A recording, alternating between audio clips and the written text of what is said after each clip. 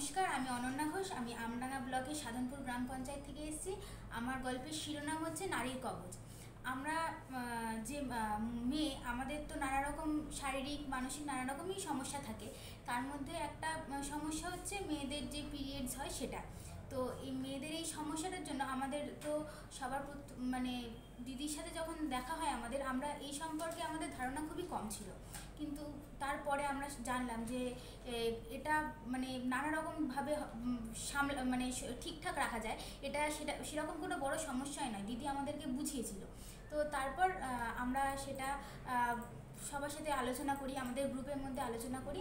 তো আলোচনা করার পর এবার আমাদের তো মানে সেরকম কোনো তখন সুযোগ সুবিধা আমরা সেরকম পাইনি, যে স্যানিটারি ন্যাপকিনের জন্য সেরকম কোনো সুযোগ সুবিধা আমাদের তখন ছিল না।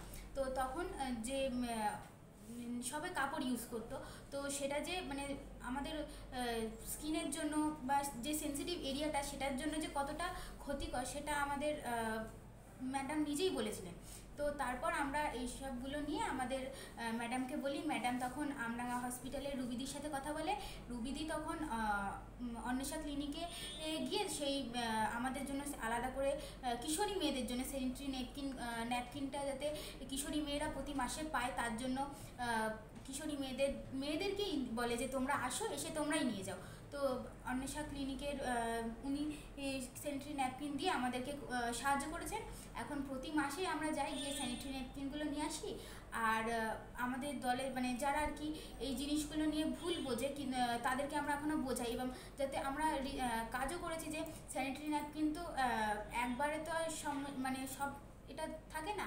তো আমরা বলেছি যে যাতে আরেকটু উন্নত মানের স্যানিটারি ন্যাপকিন যাতে দেওয়া হয়।